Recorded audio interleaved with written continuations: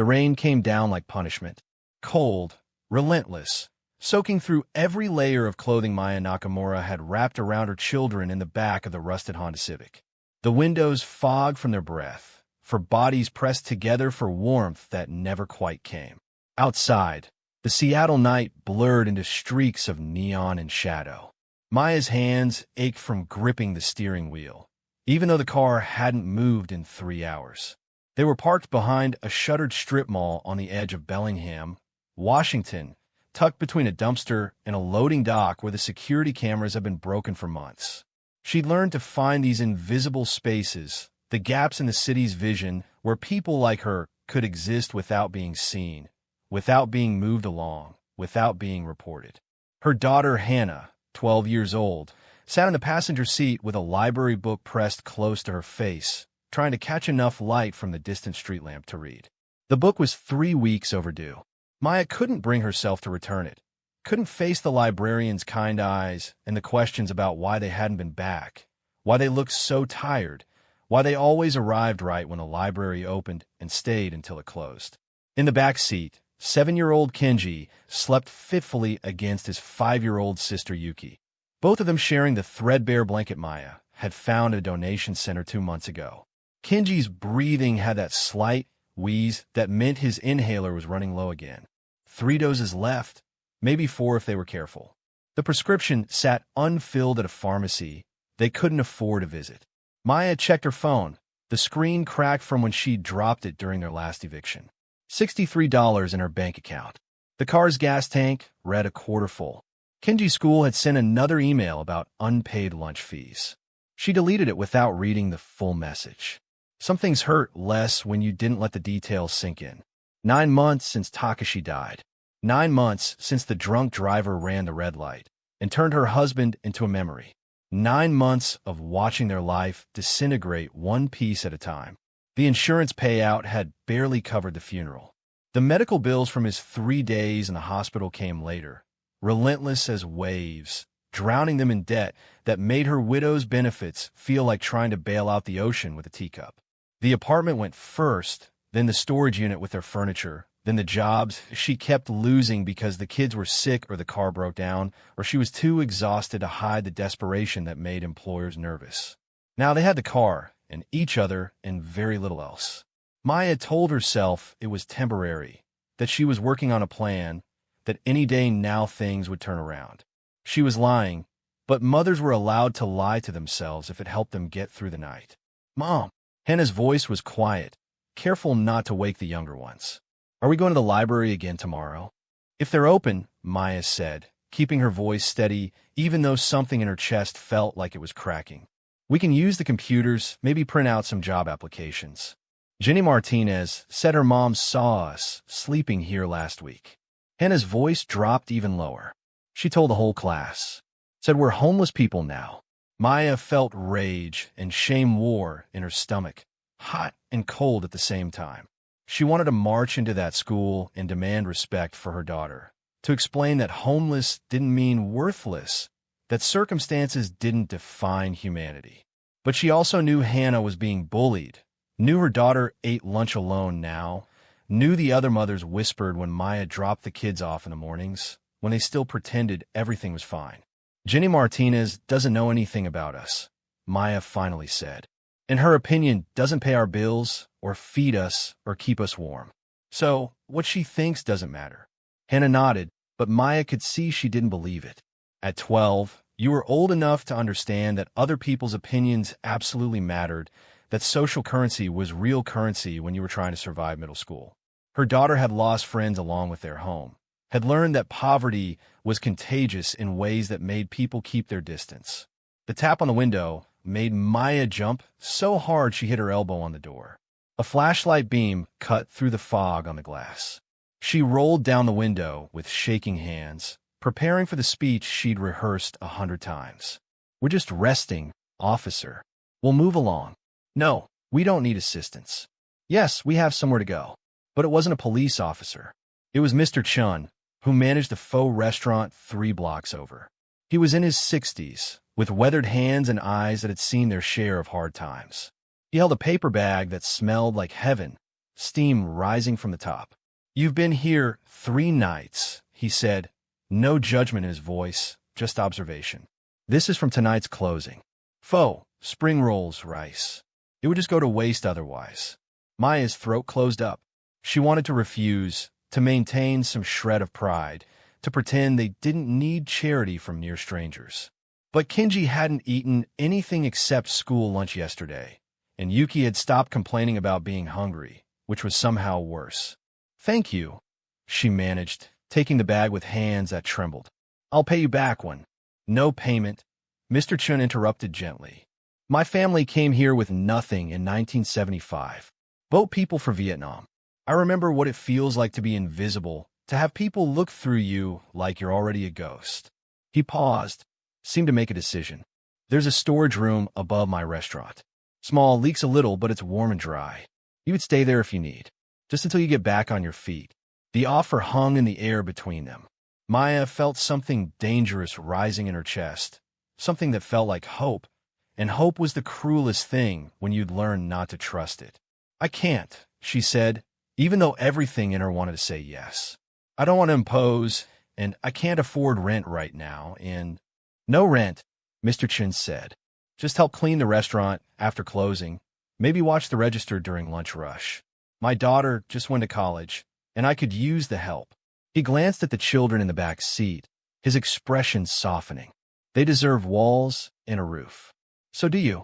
Maya wanted to argue, to maintain her independence, to prove she could solve this herself.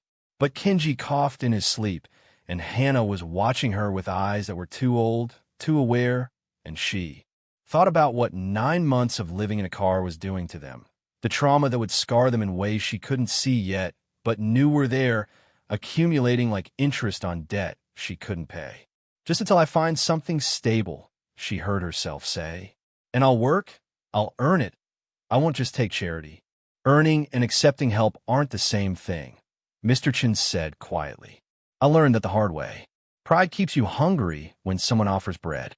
He walked away before Maya could thank him properly, disappearing into the rainy darkness with his collar turned up against the cold. Maya sat there for a long moment, the bag of food warm in her lap, trying to remember the last time someone had looked at her and seen a human being instead of a problem. They moved into the storage room above Chen's Pho 3 days later. It was exactly as advertised, small, with a leak in one corner that they learned to position a bucket under, but warm and private and safe in ways the car had never been. Mr. Chun helped them carry in sleeping bags and the few possessions they'd managed to keep. He pointed out the mini-fridge he'd brought up, the hot plate for simple meals, the space heater that rattled but worked. That first night, sleeping on an actual floor instead of cramped car seats, Maya lay awake listening to her children breathe easily, hearing Kenji's lungs clear as the constant dampness finally left his system. Hannah had smiled for the first time in weeks when she realized they could lock the door, could have privacy, could exist without constantly watching for security guards or police or angry property owners. Maya worked for Mr. Chun 6 days a week, cleaning, serving, learning to manage the register during busy periods. He paid her under the table, cash that went toward Kenji's medicine and Yuki's winter coat and the school fees that kept accumulating. It wasn't enough to get them into an apartment, wasn't enough to rebuild, but it was enough to stop the freefall, to give them a moment to breathe. On Maya's day off, she'd spend hours on the library computers, searching for opportunities, filling out applications, trying to find a path forward that didn't feel like running in place. That's where she found a property listing. Abandoned tea house and grounds, Matsuda Estate, Bellingham County. Historic structure, significant water damage, foundation issues, sold as is at public auction. Minimum bid, $850. The photograph showed a traditional Japanese tea house, its elegant curved roof partially collapsed, surrounded by wild bamboo, and what had once been carefully maintained gardens now overtaken by Pacific Northwest vegetation. The structure sat at the bottom of a small ravine, partially submerged in standing water that had apparently been accumulating for years. The windows were broken. The sliding shoji screens hung in tatters. The whole thing looked like it was slowly sinking into the earth, like the land itself was trying to swallow it. Maya stared at the image, feeling something stir in her chest that she couldn't quite name. Her grandmother had taught her tea ceremony as a child, before her family had scattered across the country after her grandfather died. Those memories felt like they belonged to someone else now. A version of Maya who'd worn silk kimonos and learned to whisk matcha with precise movements, who'd understood the careful choreography of hospitality and grace. But the listing said $850. That was 3 weeks of wages for Mr. Chun, maybe 4 if she was careful. The property taxes had been paid through the year by the estate that was trying to liquidate, and it said land included, which meant she could maybe park a trailer on it, could have something permanent, could give her children an address that wasn't a storage room above a restaurant. It was insane. It was desperate. It was exactly the kind of thing a rational person would never consider. Maya printed out the listing and carried it in her pocket for 3 days, pulling it out during quiet moments, studying the photograph like it held answers to questions she hadn't learned to ask yet. She showed it to Mr. Chen one night after closing. He examined it carefully, his expression impossible to read. "The Matsuda family," he said finally. "I remember when this estate was beautiful. That was the tea house where Evelyn Matsuda practiced ceremony, back before the war." "Before the war?" Maya repeated. "World War II?" Mr. Chen explained. The Matsuda family was one of the wealthiest in Bellingham. Evelyn Matsuda was famous for her tea ceremonies, taught students from all over the state. Then came internment. Executive Order 9066. They had to sell everything and report to camps. His voice carried old anger, old grief. When they came back, the property had been seized for unpaid taxes. Evelyn's children fought for years to get it back, but by then the tea house had been vandalized, flooded, abandoned. Maya felt cold. Her grandmother had been interned too, at Minadoka, though she'd rarely spoken about it.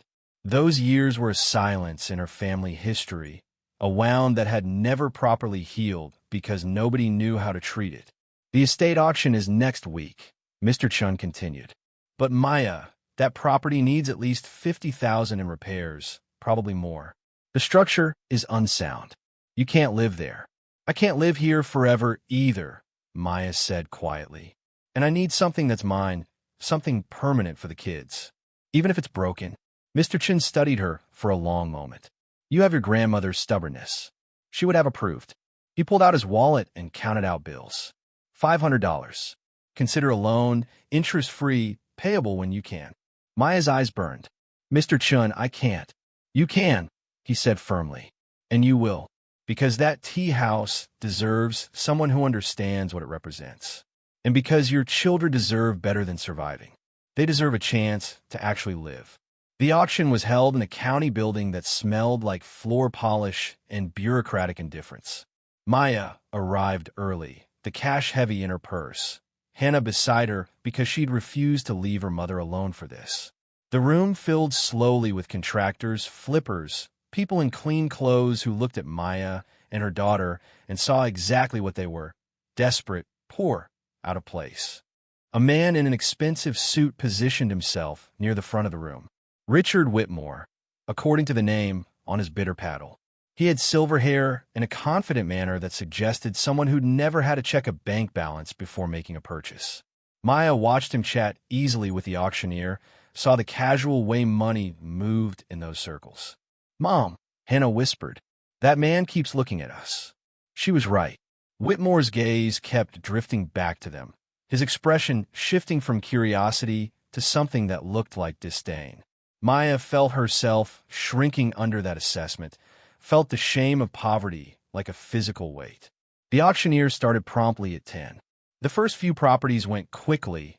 Houses and land parcels bid up to prices that made Maya's $850 feel laughable. She started to lose hope, started to wonder why she'd even come, started to prepare the explanation she'd give Mr. Chan about how she'd wasted his kindness. Then a Matsuda tea house came up. Lot 17, the auctioneer announced. Historic Japanese tea house, significant structural damage, water intrusion, sold as is. Opening bid $850. Maya raised her paddle with a hand that shook slightly. $850. Silence. Nobody else moved. The auctioneer looked around the room. "Do I hear 900? That property is worthless, Richard Whitmore said loudly, not even bothering to bid, just making a statement. Foundation shot. The whole structure needs to be demolished. Nobody in their right mind would waste money on that mess. A ripple of agreement moved through the room. Maya felt heat rise in her face, felt people turning to look at her, judging her for wanting something they'd already dismissed as garbage. $850 going once, the auctioneer continued. Going twice. $1,000. Richard Whitmore's voice cut through the room with casual cruelty, just to make sure someone doesn't make a terrible mistake out of ignorance. Maya's breath caught. She had $850 total. She couldn't counter that bid. She watched her hope die in real time, watched the smile play at the corner of Whitmore's mouth as he glanced back at her. She's trying to save you money, dear, Whitmore said, loud enough for everyone to hear. That property isn't a home, it's a money pit. You'd spend every cent you have and still have nothing livable. Be grateful you're being outbid. 1,100, another voice said from the back of the room. Maya turned to see an older Japanese-American woman standing, her posture straight despite age, her eyes sharp with intelligence and anger. She wore practical clothing, work boots, and a flannel jacket, but carried herself with the confidence of someone who knew exactly who she was. I'm Sarah Tanaka, the woman announced. I knew Evelyn Matsuda, and I'm not letting her tea house go to some developer who'll bulldoze it for the land. Whitmore's expression tightened. 1,200. 1,500, Sarah countered immediately. The room had gone silent, sensing something deeper happening than a simple property auction. Maya felt tears threatening, felt the loss of something she'd never actually had, felt stupid for hoping. 2,000, Whitmore said coldly. Don't, Sarah called out, looking directly at Maya. Don't give up yet, honey. What's your name? Maya, she managed. Maya Nakamura. Sarah's face transformed. Nakamura? Are you related to Joyce Nakamura? She was interned at Minadoka. Maya nodded, not trusting her voice. Joyce was Evelyn Matsuda's friend, Sarah said, her voice carrying across the room. They learned ceremony together before the war. They were taken to camps on the same day. She looked at the auctioneer. That's who this property should go to. Someone who understands what it represents. This is very touching, Whitmore interrupted, but it's still an auction. $3,000. Maya watched the number climb beyond anything she could reach, felt the familiar weight of being powerless settle over her shoulders. But Sarah wasn't done. Mr. Whitmore, Sarah said, her voice sharp. Why exactly do you want to collapse tea house on waterlogged land? You're a commercial developer. This property has no commercial value. That's my business, Whitmore replied. No, I think it's everyone's business, Sarah pressed, because I've seen your development proposals. You're trying to assemble parcels for a shopping complex on the old Matsuda estate. The tea house land is the last piece you need. She paused, and you can't build without it, because the watershed regulations require preserving the ravine. So you want just to demolish it and claim it's unsafe. Whitmore's face reddened. That's speculation. It's fact, Sarah shot back. And I'm willing to match you dollar for dollar to keep you from destroying what's left of Evelyn's legacy. The auctioneer intervened. The current bid is $3,000. Do I hear 3,100? Maya found her voice, found something fierce rising in her chest. I can't outbid him, she said loudly. But I'll be at every city council meeting, every planning commission hearing, every public comment period. If Mr. Whitmore wants that land just to destroy history, I'll make sure everyone knows it. It was an empty threat from someone with no power, but the words felt good to say, felt like fighting back even when you knew you'd lose. Whitmore stared at her for a long moment, then laughed. You think anyone cares what you have to say? You're living above a restaurant with your kids. You can barely scrape together a down payment. And you want to play activist? He shook his head. This is why people stay poor. They don't understand how the world actually works. The room erupted. Several people stood up, angry at Whitmore's casual cruelty. The auctioneer banged his gavel, calling for order.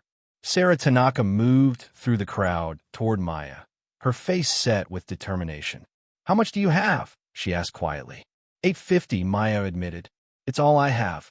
Sarah pulled out her checkbook. I'll loan you the rest. You win the bid, you own the property, and you pay me back when you can. No interest. Maya stared at her. Why would you do that? Because Evelyn Matsuda would have wanted someone like you to have it, Sarah said simply. Because your grandmother and she survived something together that should have broken them, and they didn't let it. She raised her voice. $4,000. The auctioneer looked at Whitmore. Do I hear 4,100? Whitmore's jaw worked. Maya could see him calculating, trying to decide if this was worth the public relations disaster that was unfolding. Finally, he shook his head and sat down with a muttered curse. 4,000 going once, going twice. The gavel cracked. Sold to the bidder in the back. Maya couldn't breathe, couldn't process what had just happened.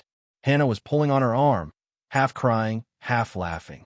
Sarah was pressing papers into her hands, explaining something about payment arrangements and property transfer.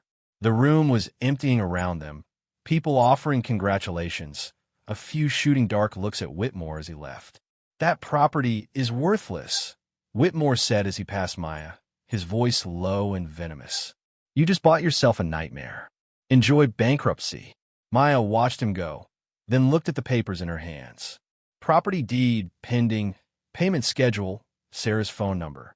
She owned a collapsing tea house on flooded land, owed $4,000 she had no way to repay, and had just made an enemy of someone with actual power and resources. It was possibly the worst decision of her life, but it was hers.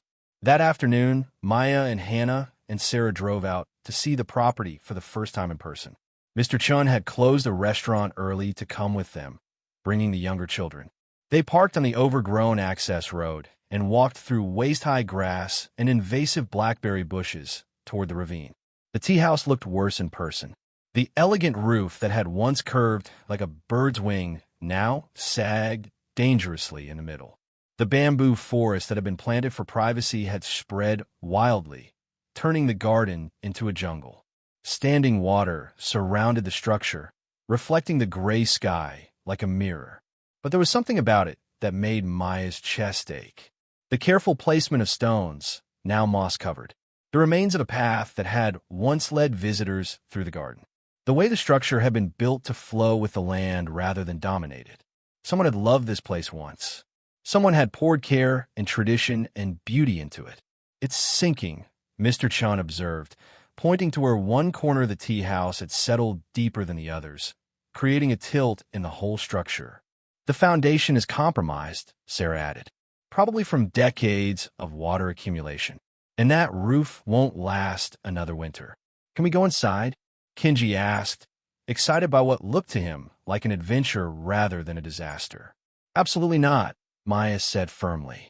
We don't know what's structurally sound. Nobody goes near it until we get it inspected. But even as she said it, she was mentally calculating costs she couldn't afford, repairs she had no idea how to make, the gap between wanting something and being able to actually achieve it. That cabin looks sad, Mom, Yuki said quietly, like it's waiting for someone to remember it. Maya knelt beside her youngest daughter. What makes you say that? Yuki pointed at the broken shoji screens, the collapsed sections, the general air of abandonment. It's lonely. It wants to be beautiful again. Children saw things simply sometimes, cut through complexity to emotional truth. The tea house did look lonely, did seem to be waiting. Maya wondered if places could hold memory, if they remembered what they'd been before trauma and neglect transformed them. They walked the perimeter carefully, avoiding the worst of the flooding. Sarah pointed out what had been the ceremony room, the preparation area, the viewing garden. She explained how tea houses were built as separate structures, apart from main homes, creating a space that was half reality and half dream, where time moved differently and careful attention to beauty became a form of meditation. Evelyn used to say tea ceremony was about creating a moment of peace in a world that tried to steal your peace, Sarah said.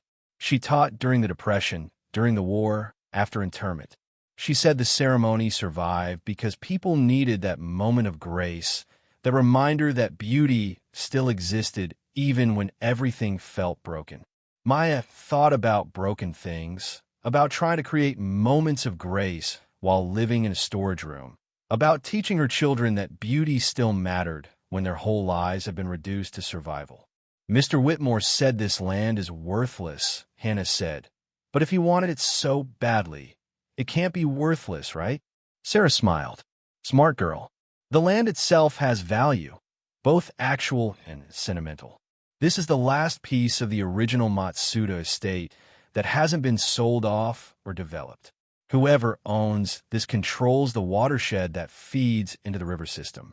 Whitmore needs it for his development project, but the environmental protections mean he'd have to preserve the ravine, which makes his project much more expensive. She looked at Maya. You just blocked a $10 million development with an $850 bid. The number made Maya dizzy. She'd stopped Whitmore from something worth millions by accident, by desperation, by wanting a place for her children. No wonder he'd looked at her with such venom. As the sun started setting, they headed back to the car. Maya took one last look at the tea house, silhouetted against the darkening sky, and felt something settle in her chest. Fear, yes. Uncertainty, absolutely. But also something else, something that felt dangerously like hope. She owned property, had land, an address. It didn't matter that the structure was collapsing or that she had no idea how to fix it. For the first time in 9 months, she had something permanent, something that couldn't be repossessed or evicted or taken away because she missed a payment. What happens now? Hannah asked as they drove back toward town. Maya gripped the steering wheel, watching the road unfold in the headlights. Now we figure out how to keep it, how to make it safe, how to turn collapse into possibility. It sounded impossible when she said it aloud, but impossible had stopped scaring her around month 3 of homelessness. Impossible was just another word for hasn't been done yet. That night, Maya couldn't sleep. She kept thinking about the tea house, about Evelyn Matsuda teaching ceremony while her own family was imprisoned, about the careful beauty of a practice that survived internment and loss and decades of neglect. She thought about her grandmother, who'd rarely spoken about her time in the camps but had taught Maya the movements of tea ceremony anyway, had passed on grace even when her own life had been stripped of it. The next morning, she called the county building department about inspection requirements. The fees alone were $300. The actual repairs, if the structure was salvageable at all, would cost thousands more. She had no contractor skills, no construction knowledge, no resources beyond determination and desperation. But she had the internet and the library computers. She started researching foundation repair, water remediation, structural assessment. She downloaded PDFs about historic preservation. She joined online forums where people discussed DIY renovation projects. Sarah called 3 days after the auction. I've been thinking about your tea house. I'm retired now, but I used to do historic preservation work. I could come take a look, give you an honest assessment of what you're dealing with. No charge, just professional courtesy. They met at the property on a clear Saturday morning. Sarah brought tools, a notebook, and a serious expression. She spent 2 hours examining the structure, testing boards, measuring angles, taking notes. Maya followed behind, trying to interpret the worried looks and occasional sighs. Finally, Sarah emerged from her inspection and sat heavily on a moss-covered stone bench. Give it to me straight, Maya said. How bad is it? Bad, Sarah admitted. The foundation has settled unevenly, which is causing the structural tilt. The roof needs complete replacement. The floor joists are rotted through in several places. The plumbing, if there ever was any, is completely shot. She paused. But the frame is solid cedar. The posts are sound.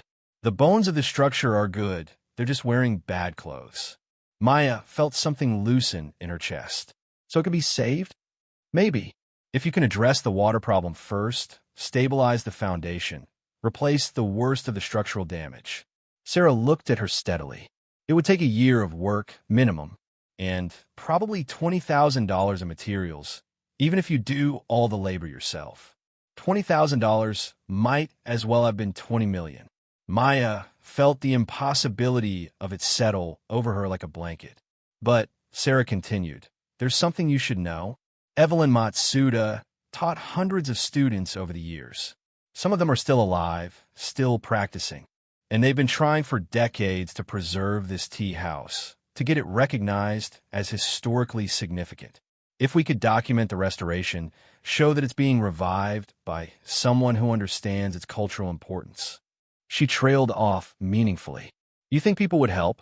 Maya said slowly. I think people would be honored to help, Sarah corrected. Tea ceremony communities are small, tight-knit.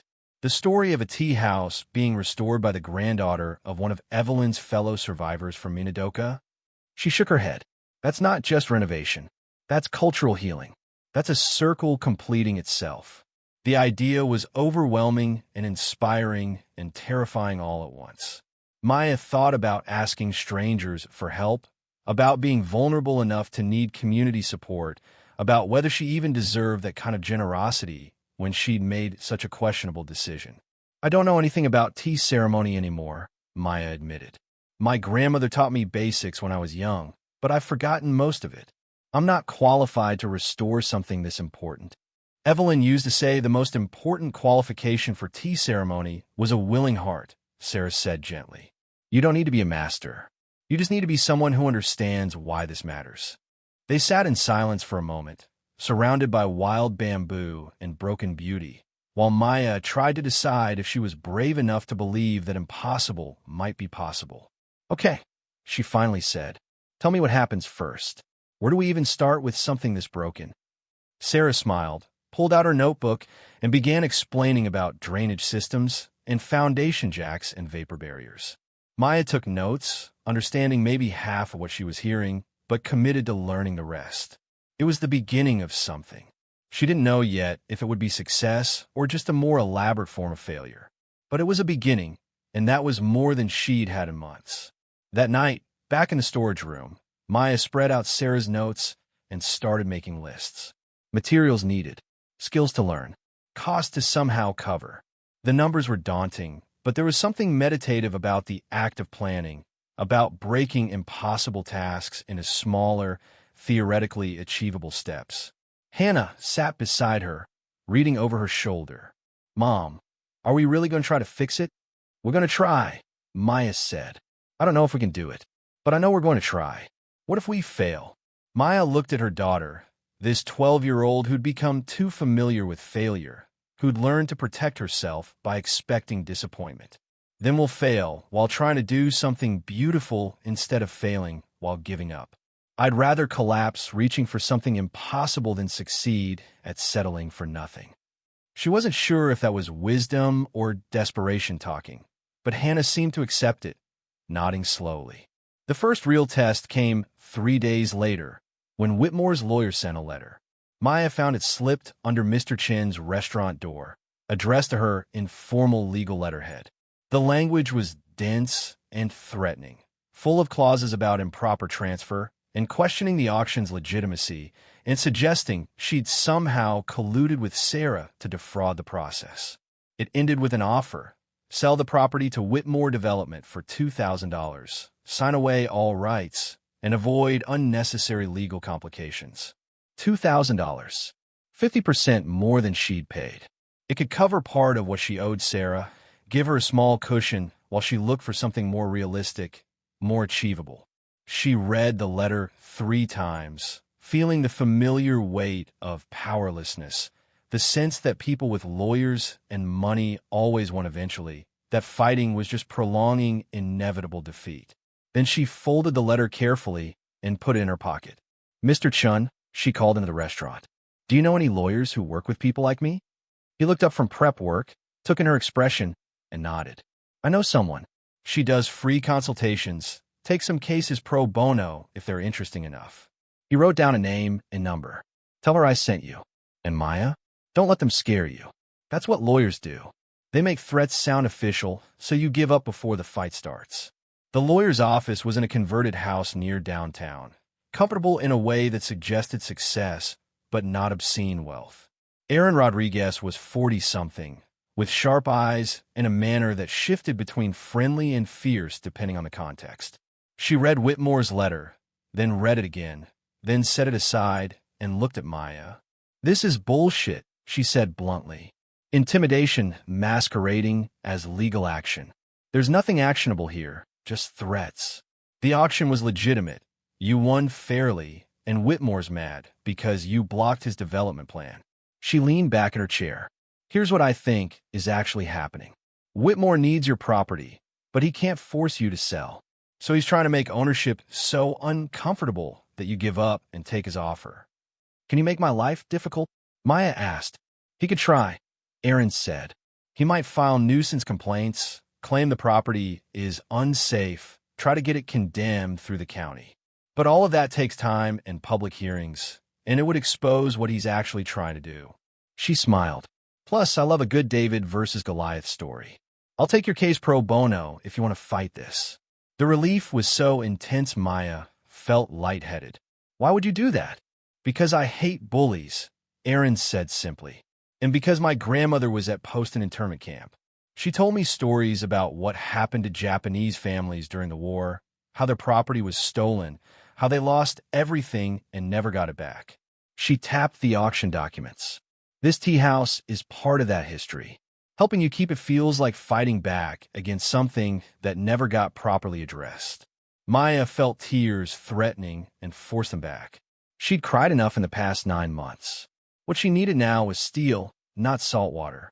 So what do I do, she asked. You ignore Whitmore's letter, Aaron said, and you start documenting everything. Every step of trying to restore that property, every attempt he makes to interfere, every piece of evidence that shows he's trying to intimidate you off land he wants for commercial development. She pulled out a card. And you call me immediately if he escalates. Some fights are worth having, Maya. This is one of them. Walking out of Aaron's office, Maya felt something shift inside her. For 9 months, she'd been reacting to circumstances, trying to survive whatever came next, powerless against systems that kept pushing her down. But maybe there was power in refusing to move, in claiming space, and holding it no matter how many people said you didn't belong there. She pulled out her phone and called Sarah. I'm going to fix it, Maya said when Sarah answered. I'm going to restore the tea house. I don't know how yet, but I'm going to try. Sarah's laugh came through warm and approving. Good. I was hoping you'd say that. When can you start? As soon as someone teaches me what to do first. How about tomorrow morning? I'll bring tools and a work plan. We'll start with drainage. Everything else depends on keeping the water out. Tomorrow morning felt impossibly soon and not soon enough at the same time. Maya hung up and looked at the auction papers she still carried everywhere, proof that she owned something, that she had staked a claim on permanence, even if that permanence looked like collapse. She thought about Evelyn Matsuda, teaching tea ceremony while imprisoned, creating moments of grace in the middle of injustice. She thought about her grandmother, who'd survived Minadoka and built a life anyway. She thought about her children, who deserved to learn that broken things could be restored if you were willing to work hard enough and ask for help. The tea house was broken. She was broken. But maybe broken pieces could be fitted together into something stronger than either had been alone.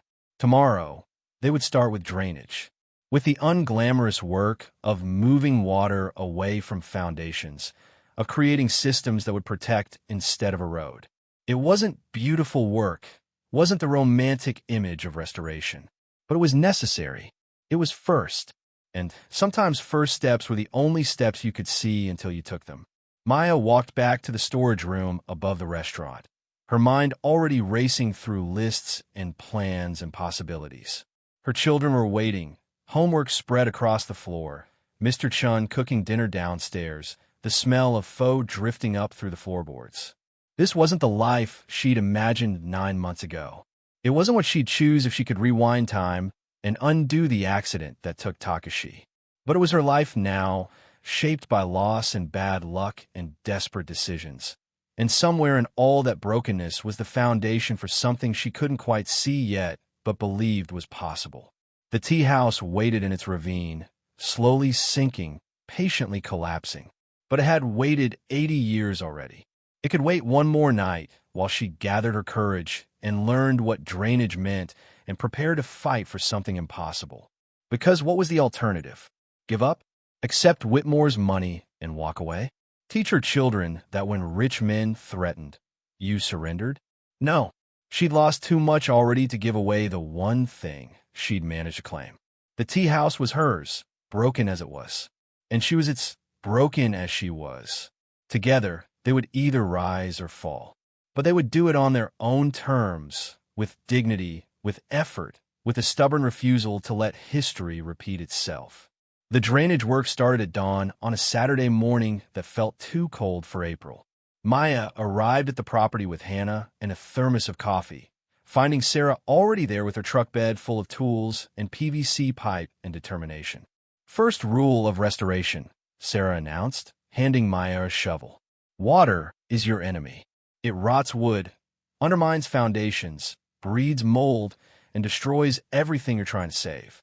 So we start by making friends with gravity and teaching the water to flow away from the structure instead of toward it." They spent 6 hours digging trenches around the tea house perimeter, installing French drains that would redirect groundwater away from the foundation. The work was back-breaking, unglamorous, the kind of labor that left your hands blistered and your back screaming.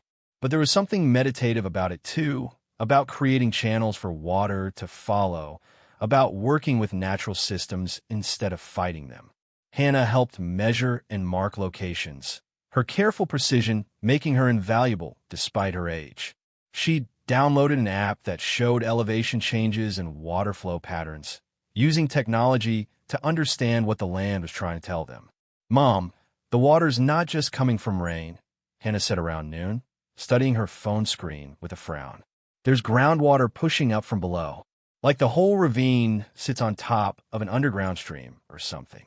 Sarah paused mid-dig. "Show me." Hannah displayed her analysis, pointing to the elevation data and moisture readings she'd somehow taught herself to interpret. Sarah studied it, then looked at the tea house with new understanding. "That's why it's sinking," Sarah said slowly. "The foundation wasn't built for this much water pressure. Something changed in the watershed, probably when they developed the area uphill. Now all that runoff concentrates here instead of spreading across the whole ravine. Can we fix it?" Maya asked, already dreading the answer. "We can redirect the surface water, but the groundwater." Sarah trailed off, thinking. "We need to install a sump pump system, maybe create a retention pond downhill." That's beyond DIY territory. That's engineering work. The word engineering meant money Maya didn't have. She felt the familiar weight of impossibility settling over her shoulders, the sense that every solution just revealed 3 more problems. "Let's focus on what we can do today," Sarah said, reading her expression. "Get the surface water under control. That'll buy us time to figure out the rest." By late afternoon, they'd installed basic drainage around 3 sides of the structure. Maya's hands were raw, her shoulders ached, and she'd never felt more accomplished by such unglamorous work. They stood back to observe, watching water actually flow away from the foundation for the first time in decades. "It's working," Hannah said with quiet awe. "The water's going where we told it to." Small victories. Maya was learning to celebrate them, to recognize that restoration happened in increments, in tiny improvements that accumulated toward transformation. You didn't fix a collapsing tea house in a day. You just made it slightly less broken, then repeated that process until broken became whole. Mr. Chun arrived as they were packing up tools, bringing containers of food and his quiet presence. He walked the perimeter with Sarah, asking questions about load-bearing walls and roof integrity and foundation settling. He'd built his own restaurant years ago, understood construction in ways Maya was still learning. "The bones are good," he finally pronounced, echoing Sarah's earlier assessment. "But the flesh needs significant healing." That night, Maya lay awake calculating costs. The drainage materials had been $200. The foundation work Sarah described would be thousands more. The roof needed complete replacement, which meant more thousands. Even doing all the labor themselves, even with Sarah's expertise donated free, the materials alone were beyond her reach. She owed Sarah $4,000 from the auction. She owed Mr. Chun $500. She was making barely enough to feed her children and keep them in the storage room that had become home. The gap between wanting to restore the tea house and actually being able to afford it felt wider than the Pacific Ocean. Her phone buzzed. A text from Sarah with a link to a crowdfunding campaign. Restoring Evelyn Matsuda's tea house, preserving Japanese-American heritage. Maya clicked through to find photos Sarah had taken that day. Maya and Hannah digging trenches, the tea house silhouetted against evening light, text explaining the history of internment and cultural loss, and one family's attempt to restore what had been taken. The campaign had been live for 3 hours. It had already raised $800 from strangers. Maya read the comments with tears blurring her vision. My grandmother was a Manzanar. This matters. Restoring tea houses is restoring our history. Count me in. I studied with one of Evelyn's students. She would be so proud. The next morning, the campaign had $1,500. By the end of the week, it had passed 3,000. People were sharing it across tea ceremony communities, Japanese-American cultural organizations, historic preservation societies. The story was spreading in ways Maya hadn't anticipated, touching nerves she hadn't known existed. But with visibility came complications. Richard Whitmore showed up at the property on Tuesday morning, stepping carefully through the mud in shoes that cost more than Maya's monthly wages. He brought a county inspector and a very official-looking clipboard. Miss Nakamura, Whitmore said with a smile that didn't reach his eyes. I'm concerned about safety issues on this property. Water accumulation, structural instability, potential hazards to the surrounding area.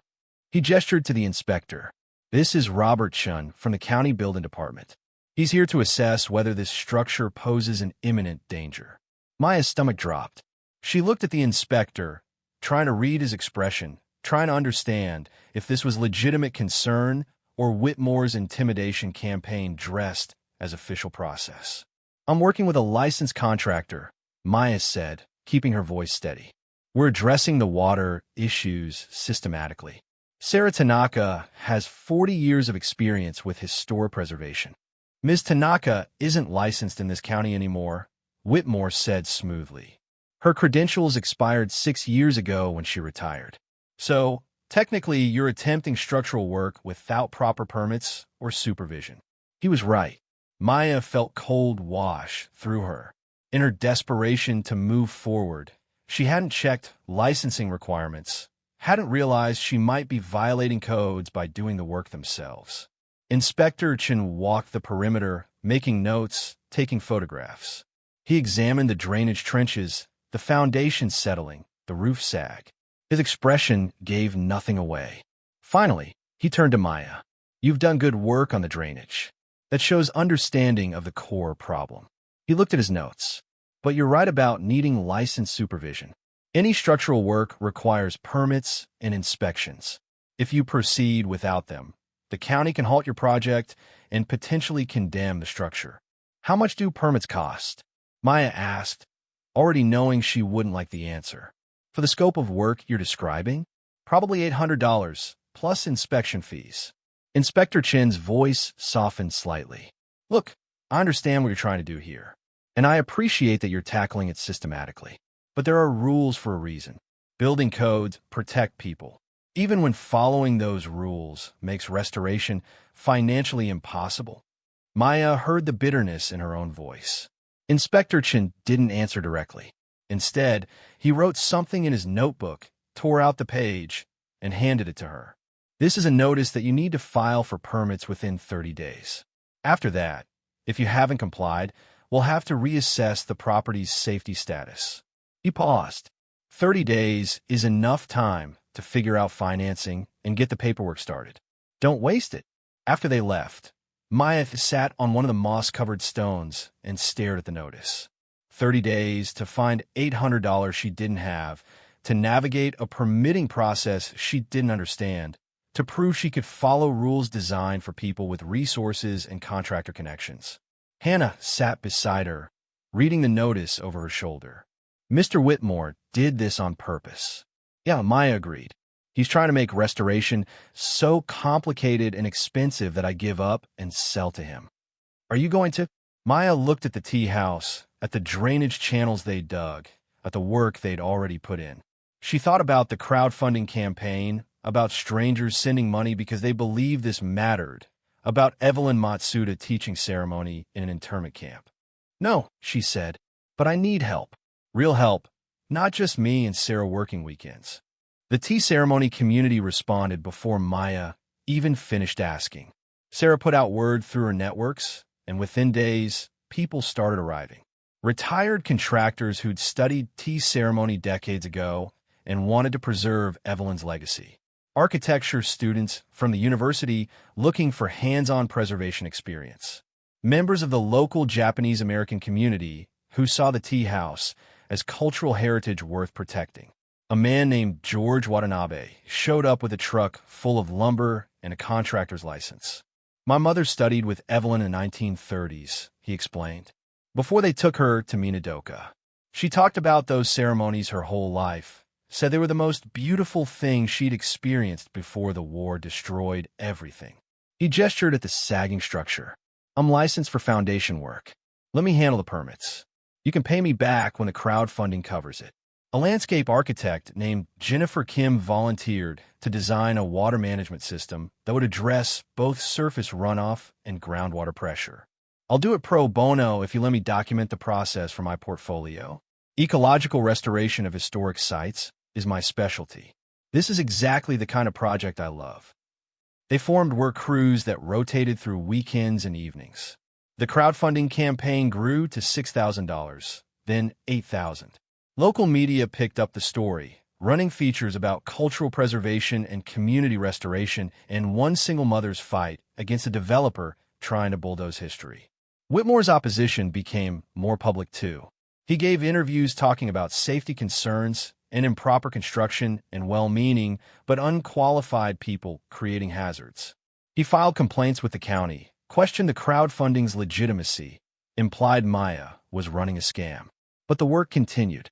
By the end of May, they'd stabilized the foundation enough to safely enter the structure. George and his crew installed support jacks, replaced the worst of the rotted joists, created a stable platform for the restoration work that would come next. The first time Maya stepped inside the tea house, she felt like she was entering a cathedral. Even in ruins, even with holes in the roof and water-stained walls and decades of neglect, there was something sacred about the space. The proportions felt intentional, designed to create a specific kind of awareness. Light fell through the broken shoji screens in patterns that would have been beautiful when the screens were intact. Sarah stood in the center of the main room, her expression distant. This is where Evelyn taught. Right here. I took lessons in 1968, saved up for months to afford them. She pointed to where the tokonoma alcove would have displayed scroll paintings and flower arrangements. She used to say the alcove was the heart of the tea room. Everything else oriented toward it, drew meaning from it. The alcove was badly damaged, its back wall partially collapsed. But Maya could see the careful joinery, the attention to detail, even in structural elements most people would never notice. Someone had built this with love, with the understanding that every element mattered. There's something strange about this wall, Hannah said from the far corner. She was running her hands over the damaged section, frowning. The spacing feels wrong, like there should be more wall here than there is. Sarah moved closer, examining what Hannah had noticed. She's right. The outside dimensions and inside dimensions don't match. There's maybe 8 inches missing. She looked at Maya with sudden intensity. Old tea houses sometimes had storage spaces built into walls. Hidden compartments for valuable ceremony items, documents, things that needed protection. Maya felt her heartbeat quicken. You think there's a hidden space? I think it's possible, Sarah said carefully. But we need to be methodical about investigating. We can't just tear into walls. This is a historic structure. Any discovery needs to be properly documented. They spent the next week carefully examining the wall, taking measurements, using a stud finder to locate the framework. The internal structure confirmed Hannah's observation. There was definitely space between the inner and outer walls that wasn't accounted for by normal construction. We need to open it, George said when he arrived Saturday morning to see what they'd found. But we do it right. Photos before and after, careful deconstruction, preserving anything we find. They worked like archaeologists, removing damaged sections board by board, documenting everything. The work was slow, painstaking, the kind of process that couldn't be rushed without destroying what you were trying to preserve. 3 hours in, George's pry bar caught on something that wasn't wood. He froze. There's something here. Everyone gathered around as he carefully pulled back the damaged section, to reveal a narrow compartment, maybe 8 inches deep, running the full length of the wall. Inside were shelves, and on those shelves were objects wrapped in silk that had rotted with age, but had still protected what lay beneath. Sarah unwrapped the first package with trembling hands.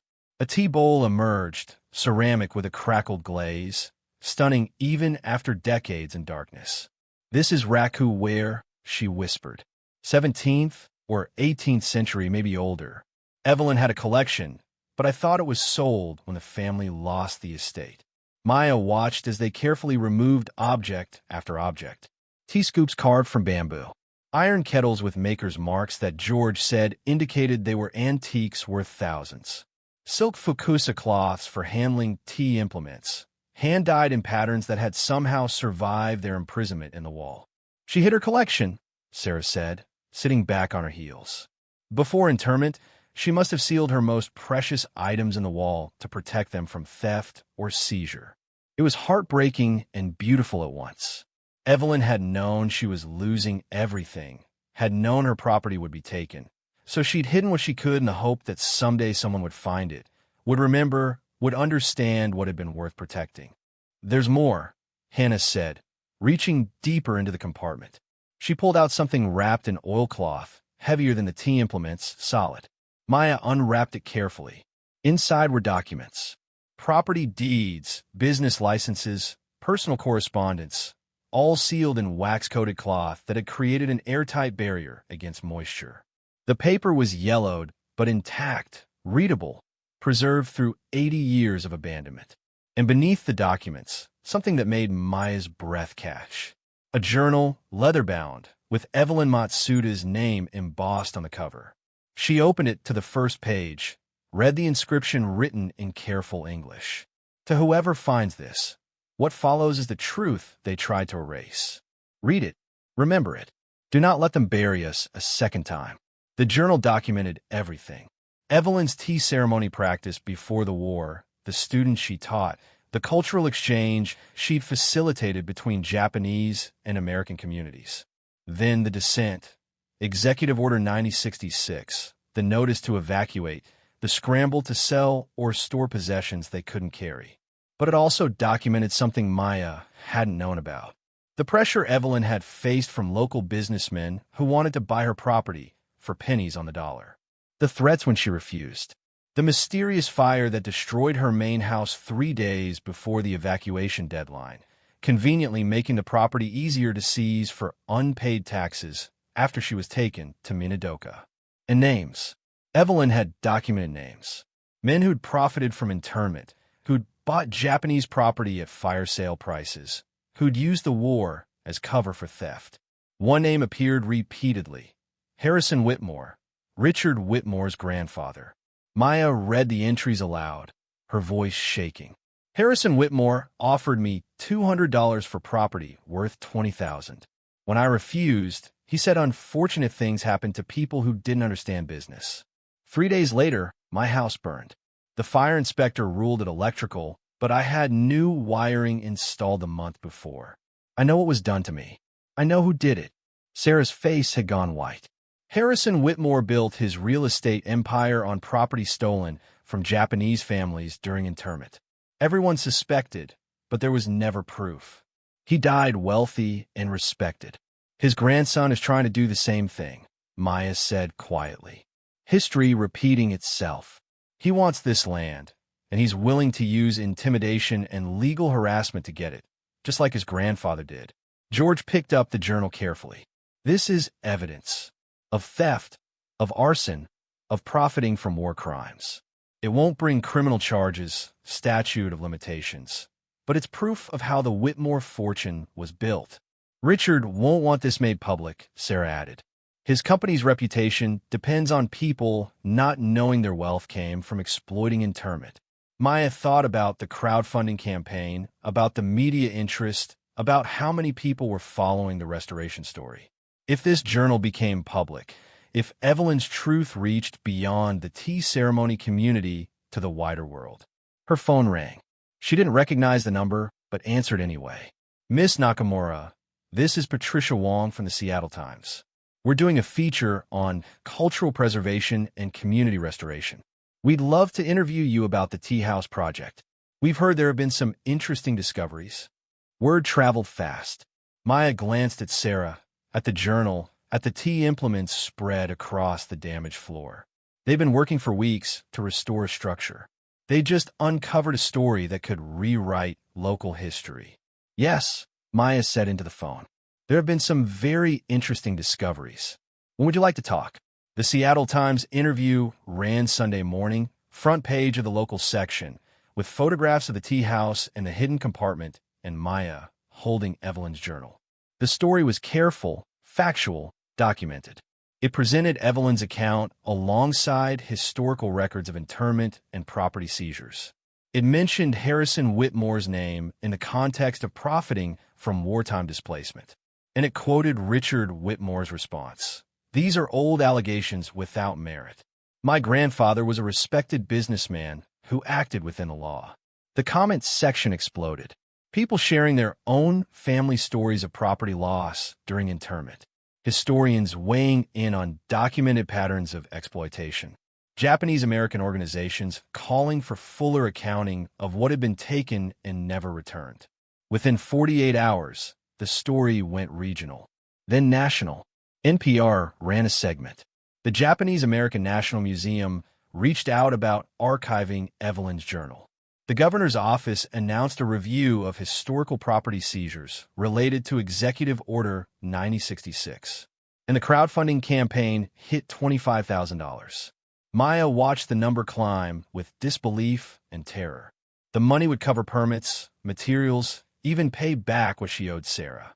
But it also made the restoration project visible in ways that increased pressure and expectations. People weren't just donating to help a homeless single mother anymore. They were contributing to cultural preservation, to historical justice, to making sure Evelyn's story wasn't buried a second time. Richard Whitmore escalated. He filed for an injunction, claiming the tea house was structurally unsafe and needed immediate demolition. He submitted engineering reports questioning the foundation work, suggesting it was cosmetic rather than substantive. Erin Rodriguez, Maya's pro bono lawyer, filed countermotions. She submitted George's documentation showing the work was properly permitted and professionally executed. She pointed out Whitmore's financial interest in acquiring the property. She requested that any hearing be open to public comment. The hearing was scheduled for late June, giving them 4 weeks to continue restoration and build their case. We need to stabilize the roof before the hearing, George said at a weekend work session. If we can show functional progress, structural integrity improving, it undermines Whitmore's argument that the building is beyond saving. They worked like they were building a cathedral, which in a sense they were. The roof became a community project. Volunteers brought materials. George's crew donated skilled labor. A local timber company provided cedar shakes at cost after seeing the news coverage. Maya learned to work on the roof despite her fear of heights. She learned to measure and cut and install with precision that mattered, because if the roof failed, everything beneath it would be exposed to weather and ruin. Hannah became an expert at documenting progress, taking photos and videos that showed the transformation from collapse toward wholeness. Kenji and Yuki weren't allowed on the roof, but they helped with groundwork, clearing bamboo, building a proper path, creating spaces where visitors could stand safely when the site eventually opened to the public. Because that was the plan forming in Maya's mind. Not just restore the tea house, but open it. Make it a teaching space again, a place where ceremony could be practiced and history could be remembered, and people could experience the beauty Evelyn had worked so hard to preserve. But first, they had to survive Whitmore's legal assault. The preliminary discoveries continued. Behind another wall section, they found more hidden items. Photographs of Evelyn's students, pre-war gatherings, celebrations, and ceremonies that documented a community that had been scattered by internment and never fully reconvened. They found financial records showing the tea house had been profitable, a successful cultural venture that employed people and generated income. It contradicted the narrative that Japanese businesses were struggling, gave proof that the economic displacement was forced rather than natural. and they found letters. Correspondence between Evelyn and other Japanese Americans documenting the immediate aftermath of Pearl Harbor, the rising hostility, the fear, the impossible decisions about what to take and what to leave behind. One letter, dated February 1942, read, "They're saying it's for our own protection, but we know the truth. They want our land, our businesses, our place in this community. They want us gone so we cannot compete, cannot thrive, cannot remind them that we built lives here too. I'm hiding what I can. If you're reading this, it means I didn't survive to retrieve it. Please remember us. Please tell our story." Maya read that letter to her children one evening, sitting on the floor of the partially restored tea house with work lights casting long shadows. "This is why we're fighting," she said. "Not just for a building, but for everyone who was silenced, everyone whose story was erased, everyone who lost everything and never got acknowledged." "Is Mr. Whitmore a bad person?" Yuki asked with the directness of a 5-year-old. Maya considered the question carefully. "I think he's a person whose family benefited from something terrible, and he doesn't want to admit it, because admitting it means facing that his wealth came from other people's suffering. That doesn't make him evil, but makes him willing to do harmful things to protect something he thinks is his." "But this tea house isn't his," Kenji said. "It's yours. We bought it, and we're going to keep it," Maya said with more confidence than she felt. "But it's going to get harder before it gets easier." She was right. The following week, the county received an anonymous complaint about unpermitted construction and code violations. Inspector Chen showed up looking apologetic but official, clipboard in hand, duty requiring him to investigate. He walked the property with George, examining every detail of the work, checking against the permits that had been filed, measuring and photographing and documenting. Finally, he turned to Maya with an expression she couldn't read. "Everything's in order," he said. "Work is permitted, executed to code, properly supervised. Whoever filed this complaint was hoping to find violations that don't exist." He paused. "But I have to tell you, off the record, you're going to keep getting complaints until Whitmore gives up or you do. That's how this works. He'll use every official channel to make your life difficult." "Can he succeed?" Maya asked. "Not if you keep doing what you're doing," Inspector Chen said. "Building to code, following rules, documenting everything. The county can't condemn property that's being properly restored, but he can delay you, cost you time and money and energy." He looked at the tea house with something like respect. "You've done remarkable work here. Don't let bureaucratic harassment make you give up." That night, Maya calculated costs again. The crowdfunding had covered materials and permits. Sarah had forgiven the auction loan, calling it an investment in cultural preservation. But they were still living in the storage room above Mr. Chen's restaurant, still dependent on his generosity, still one medical emergency or car breakdown away from crisis. The tea house was being restored, but her family situation hadn't fundamentally changed. They were still poor, still precarious, still vulnerable in ways that made everything feel temporary. Hannah found her sitting in the dark, staring at spreadsheets that refused to balance. "Mom, are you okay?" "I'm tired," Maya admitted. "Tired of fighting, tired of being scared, tired of everything being so hard." Hannah sat beside her in the darkness. "Jennifer said the tea house looks like it's healing. She said structures can recover if you give them the support they need and time to settle into new strength." Maya smiled despite her exhaustion. "Are we talking about the tea house or us?" "Both, maybe," Hannah said. "We're still broken in places, but we're less broken than we were 6 months ago. And maybe that's what healing looks like. Not fixed all at once, but gradually less broken until one day you realize you're mostly whole." Wisdom from a 12-year-old who'd seen too much too young. Maya pulled her daughter close, feeling grateful and guilty at the same time. Grateful for Hannah's resilience, guilty that circumstances had required it. The work continued through early summer. The roof was completely replaced by mid-June. The walls were stabilized, the worst of the water damage addressed, the foundation secure enough that the structure no longer tilted visibly. What had been collapse was becoming restoration, slowly, incrementally, with effort that felt endless but was achieving visible results. Visitors started arriving. Members of tea ceremony communities who'd heard about the project and wanted to see Evelyn's tea house being brought back to life. Historians interested in the hidden documents and what they revealed about internment and property theft. Students writing papers about cultural preservation and community restoration. Maya found herself giving impromptu tours, explaining what they discovered, sharing Evelyn's story, connecting past and present in ways that made the work feel larger than just one family's desperate attempt at stability. And then, 3 days before the county hearing, they made the discovery that changed everything. They were working in the ceremony room, the formal space where tea would have been prepared and served, when Jennifer noticed something unusual about the floor.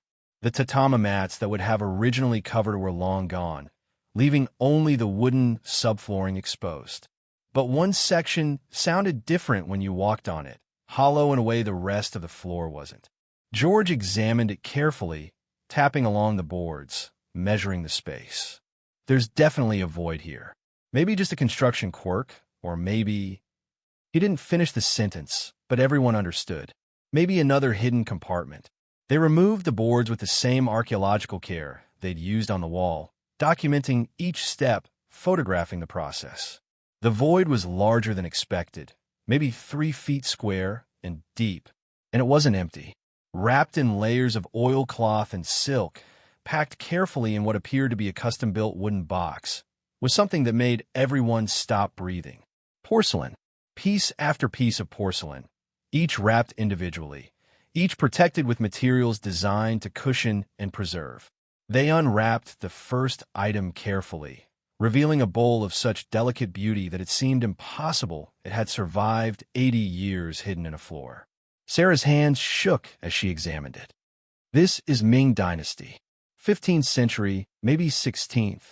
Evelyn had a collection she inherited from her grandparents, brought from Japan in the 19th century.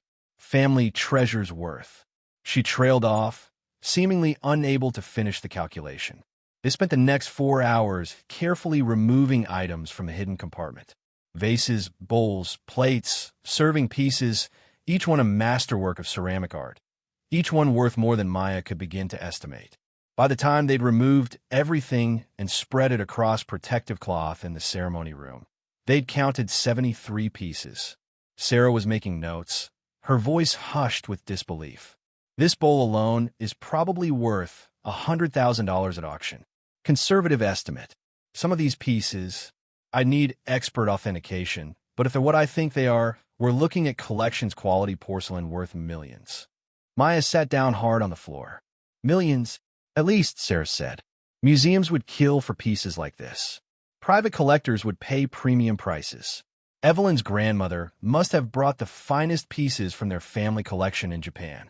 During internment, Evelyn hid them to protect them from seizure or theft. She looked at Maya directly. You own these.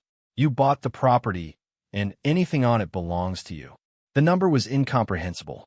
Maya looked at her children, at the volunteers who'd helped restore the tea house, at the structure that was healing around them. She thought about 9 months of homelessness, about living in a car, about every desperate decision that had brought them to this moment. She owned porcelain worth millions of dollars. Hidden treasure, exactly like the stories she told herself weren't real, stories that happened to other people but never to families like hers. We need to secure this, George said, already moving into practical mode. Get it photographed, documented, moved to a safe location. Once word gets out, Whitmore will fight harder. Aaron's voice came from the doorway. Maya's lawyer had arrived for their pre-hearing preparation and walked in on the discovery. He'll claim this is legally separate from the property, that you can't prove it was intentionally hidden, that it belonged to the Matsuda estate and should go to their heirs. Can he do that? Maya asked, feeling hope and fear war in her chest. He could try, Aaron said. But you have Evelyn's journal explicitly stating she was hiding her valuables. You have a purchase agreement that included all property contents. You have proof the Matsuda estate liquidated decades ago. The legal argument is in your favor, but expect a fight. Maya looked at the porcelain spread across the ceremony room floor, at generations of cultural heritage preserved through war and displacement and decades of abandonment. This wasn't just money. This was history, survival, the tangible proof that beauty could endure even when everything else was being destroyed. I need to think, she said quietly. I need to figure out what the right thing is here. Because suddenly, the question wasn't just about keeping a tea house or fighting Richard Whitmore or making sure her children had stability. The question was about what you did when desperation led to discovery, when your own need intersected with historical legacy, when you had to choose between personal security and cultural responsibility. The hearing was in 3 days. The porcelain was worth millions, and Maya had 72 hours to decide what kind of person she wanted to be when faced with an impossible choice. Maya didn't sleep for the next 72 hours. Not really. She would close her eyes and see porcelain bowls worth more than houses. See Evelyn Matsuda's careful handwriting documenting theft and survival. See her children's faces when she tried to explain that they'd found something valuable, but she wasn't sure what that meant yet. The pieces had been photographed and carefully packed into boxes that George transported to a climate-controlled storage facility. Sarah had contacted Dr. Helen Zhao, one of the foremost experts on Asian ceramics and antiquities, currently teaching at the University of Washington. Dr. Zhao had agreed to conduct a preliminary assessment before the hearing, understanding that authenticity would be crucial if Whitmore challenged ownership. Maya met her at the storage facility on Monday morning. Dr. Zhao was in her 60s, with sharp eyes behind wire-rimmed glasses and hands that moved with the reverence of someone who understood they were touching history. She unwrapped the first bowl in complete silence, turning it slowly, examining the glaze, the foot, the maker's mark barely visible on the base. When she finally spoke, her voice carried a weight that made Maya's stomach tighten. "Where did you say you found these?" "Hidden under the floor of a tea house," Maya explained. "Sealed in 1942, we think, right before the owner was sent to an internment camp." Dr. Zhao set the bowl down with trembling hands. "This is Xuanda period Ming Dynasty. Early 15th century. Museum quality." She reached for another piece, examined it with the same intense focus. "This is even older. Yuan Dynasty, possibly 13th century." She worked through piece after piece, making notes, taking photographs, occasionally pausing to just stare at something with an expression that suggested she was seeing miracles. Finally, after 3 hours, she looked at Maya directly. "Do you understand what you have here?" Sarah said, "Maybe a few $1,000,000 worth?" Dr. Zhao laughed, but it sounded more like crying. "Miss Nakamura, conservative estimate, and I mean very conservative, assuming authentication confirms what I believe these pieces are, you're looking at a collection worth between $500 and $600 million. The number didn't make sense. Maya heard the words, understood them individually, but couldn't connect them to reality. "That's not possible. It's extraordinary, but it's possible," Dr. Zhao said. "Some of these pieces are museum-grade rarities. This bowl alone," she gestured to the first one she'd examined. "Similar pieces have sold at auction for 20 to 30 million. You have 73 pieces, many of comparable quality." She pulled out her tablet, showing Maya recent auction results, sales records, museum acquisitions. The numbers blurred together. Ming Dynasty Bowl, $28 million. Yuan Dynasty Vase, $45 million. Qing Dynasty Serving Set, $12 million for the collection. Evelyn's grandmother brought these from Japan, Maya heard herself say. Family treasures. She hid them to protect them from being stolen during internment. "And they've been sitting under a floor for 80 years, Dr. Zhao said with something like awe. Preserved perfectly because she understood what she was protecting. She began packing the pieces back carefully. "You need serious security, Maya. Once this becomes public, and it will become public, you'll have collectors, museums, possibly criminals interested in these pieces. You need insurance, professional security, legal protection." Maya felt like she was drowning. "I can't afford any of that." "You can now," Dr. Zhao said gently. "You own $500 million in porcelain. Banks will fall over themselves to extend you credit. Insurance companies will provide coverage. You just have to not sell anything before proper authentication and appraisal." She paused. "And you have to survive the hearing in 2 days. If Whitmore can get the property condemned, if he can argue the collection was improperly acquired, it complicates everything.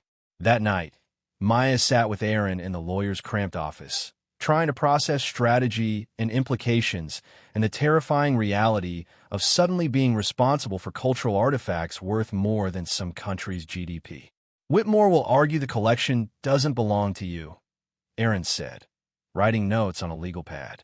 He'll claim it was hidden treasure, therefore property of the Matsuda estate, therefore should go to their descendants or the state. Can he win that argument? No, but he can drag it out, make you defend ownership in court, tie up the collection in legal disputes for years. Aaron looked up. Unless we make it impossible for him to fight, unless we make the story so public, the cultural significance so clear that trying to seize the collection would be political suicide. How do we do that? Aaron smiled. We tell the truth. All of it. At the hearing. In front of media and community members and anyone who wants to witness. We present Evelyn's journal, the documentation of how the Whitmore family profited from internment, the cultural heritage that was preserved despite their theft. We make this about more than just property. We make it about justice. The county hearing room was packed by the time Maya arrived Wednesday morning. Every seat filled, people standing along the walls, news cameras in the back despite regulations that normally limited media access. The story had grown beyond local interest. National outlets were covering it. International media had picked it up. The tea house restoration had become a symbol of something larger. Cultural survival, historical reckoning, the long shadow of wartime injustice. Richard Whitmore sat with his legal team at the front table, expensive suits and practiced confidence. But Maya noticed something different in his posture.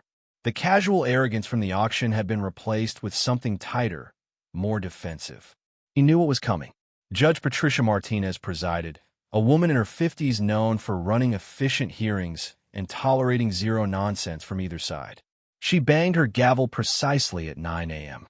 We're here to determine whether the structure at 4847 Ravine Road, known as the Matsuda Tea House, poses a public safety hazard requiring county intervention. Mr. Whitmore, your petition claims structural instability and unsafe conditions. Present your evidence. Whitmore's lead attorney stood. Your Honor, we've submitted engineering reports documenting foundation settling, roof damage, and water infiltration that make this structure fundamentally unsound. Despite superficial repairs, the building remains dangerous to anyone who enters it and poses potential hazard to surrounding properties if it were to collapse. He presented reports, photographs from months ago when the tea house had been at its worst, technical language about load-bearing, compromised, and structural integrity questionable. When he finished, Judge Martinez turned to Maya's side of the room. Miss Nakamura, you have representation? Aaron stood. Yes, Your Honor. Aaron Rodriguez, representing the property owner. We have counter-evidence demonstrating that the structure has been systematically and professionally restored under proper permits with licensed contractor supervision. She called George Watanabe first. He testified about the foundation work, the engineering solutions they'd implemented, the county inspections that had approved every stage of renovation. He presented photographs showing the transformation, documentation of materials and methods, proof that the work exceeded code requirements. The building is not only safe, George concluded, it's being restored to higher standards than when it was originally built. Modern foundation, professional drainage, updated structural support. Anyone who enters that tea house today is safer than they would have been in 1940. Whitmore's attorney tried to undermine George's credentials, suggesting he had personal interest in the project that biased his assessment. Aaron redirected efficiently, establishing George's 40 years of licensed contracting work and his reputation for structural integrity. Inspector Robert Chen testified next, confirming that every county inspection had found the work in compliance with code, that permits were properly filed, that there were no outstanding violations or safety concerns. In my professional opinion, Chun said, this is model historic preservation. They're doing everything right. Then Sarah took the stand, and the hearing shifted from technical testimony to historical context. She explained who Evelyn Matsuda had been, what the tea house represented culturally, how internment had destroyed not just individual lives, but entire communities' cultural infrastructure. This isn't just about one building, Sarah said, her voice carrying across the packed room. It's about the only remaining physical structure connected to one of the most significant Japanese-American cultural teachers in Washington state history. Condemning it would be erasing history. Objection, Whitmore's attorney interjected. Historical significance doesn't override safety requirements. Sustained, Judge Martinez said, but noted. Continue, Ms. Tanaka. Sarah presented Evelyn's journal, reading sections documenting the harassment from Harrison Whitmore, the pressure to sell, the suspicious fire. The room went completely silent. Harrison Whitmore threatened Evelyn Matsuda weeks before internment. 3 days later, her house burned under circumstances she clearly believed were arson. Harrison Whitmore then acquired the property for $200 when it was worth $20,000. Sarah looked directly at Richard Whitmore. The current petitioner is that man's grandson, and he's trying to finish what his grandfather started, erasing this property and its history. Your Honor, Whitmore's attorney was on his feet. This is inflammatory speculation without. It's documented fact, Aaron interrupted, handing copies of the journal to the judge. Evelyn Matsuda's own words, written contemporaneously, describing exactly what happened to her and who was responsible. Judge Martinez read sections of the journal, her expression impossible to read. Finally, she looked up. Mr. Whitmore, would you like to respond to these allegations about your grandfather's business practices?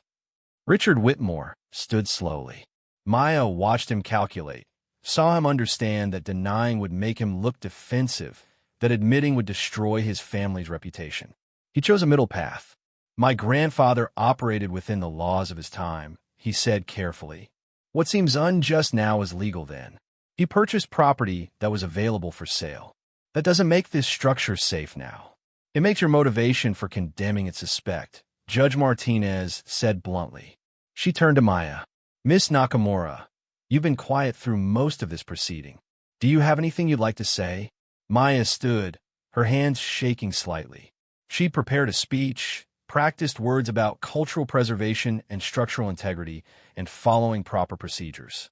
But standing there, in front of cameras and community members and a judge who actually seemed to be listening, she found herself saying something different. 9 months ago, I was homeless, living in my car with 3 children, trying to survive winter, wondering how long we could keep going like this. Her voice cracked slightly, but she pushed through. I bought that tea house because it was $850 and I was desperate. I thought maybe I could park a trailer on the land, give my kids an address, something permanent. She saw people in the gallery leaning forward, listening. Instead, I found a story about a woman who survived something terrible and protected beauty anyway, who hid her treasures and documented truth and refused to let them erase her. Maya looked at Richard Whitmore. Your grandfather tried to bury Evelyn Matsuda and everything she built. You're trying to finish the job, but I'm not going to let you. Miss Nakamura, Judge Martinez interrupted gently.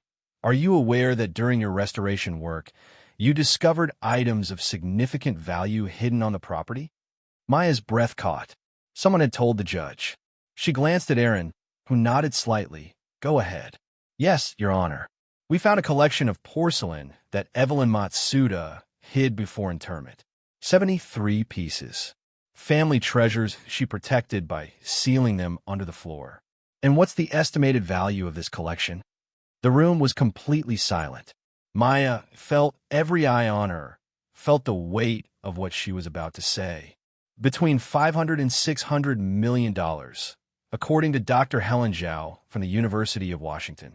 Conservative estimate, pending full authentication. The eruption was immediate. Gasps from the gallery, reporters scrambling for phones, Whitmore's face going pale. Judge Martinez banged her gavel repeatedly, calling for order.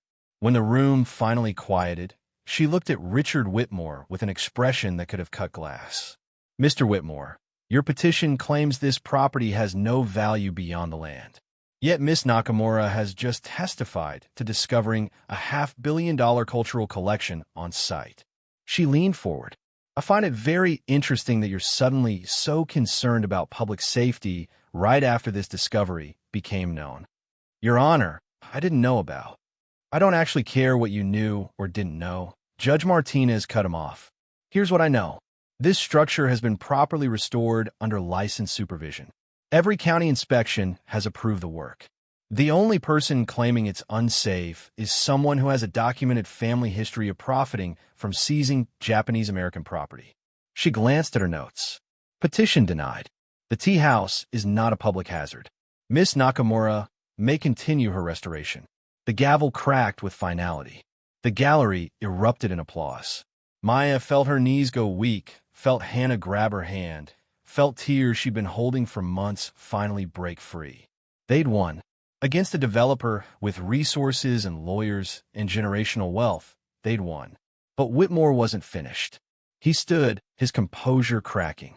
That collection doesn't belong to her. It's hidden treasure, legally distinct from the property. It should be turned over to the state or the Matsuda descendants. Do you have any legal standing to make that claim? Judge Martinez asked coldly. I'm acting in the public interest. You're acting in your own interest, the judge snapped. Miss Rodriguez, does your client have documentation establishing ownership of the collection? Aaron stepped forward. Yes, Your Honor. The purchase agreement for the property includes all structures and contents. We have Evelyn Matsuda's journal explicitly stating she was hiding valuables on the property. We have evidence the Matsuda estate was fully liquidated in 1952 with no surviving heirs. The collection legally belongs to Miss Nakamura. Then this hearing is concluded, Judge Martinez said. Mr. Whitmore, if you wish to challenge ownership of the collection, file a separate civil suit. But I'm warning you, it will be a matter of public record, and given your family's history, I suspect the optics won't favor your position. She looked at Maya. Miss Nakamura, congratulations on your find, and on your restoration work.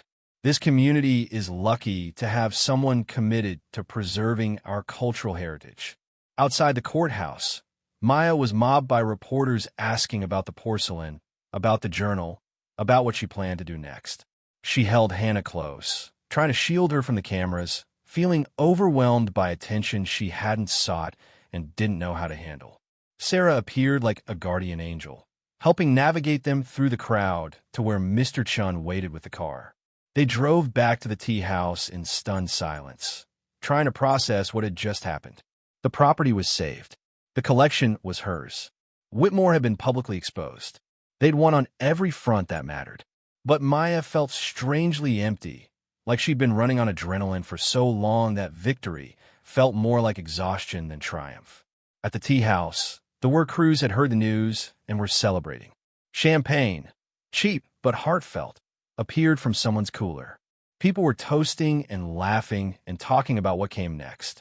George found Maya sitting alone on the stone bench where she'd first absorbed the scope of the restoration challenge months ago. You okay? He asked.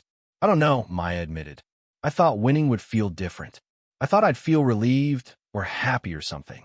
Instead, I just feel scared. Of what? Of screwing this up. Of making the wrong choices about the collection. Of somehow losing it all because I don't understand how to navigate wealth and museums and collectors. She looked at the tea house, at the roof they'd rebuilt, at the structure that was healing. I know how to survive poverty. I don't know how to survive success. George sat beside her. Then you learn. Same way you learn foundation repair and drainage systems. You ask for help from people who know what they're doing. You make decisions carefully, and you remember why you're doing this. Why am I doing this? Because your children deserve stability. Because Evelyn's story deserved to be told.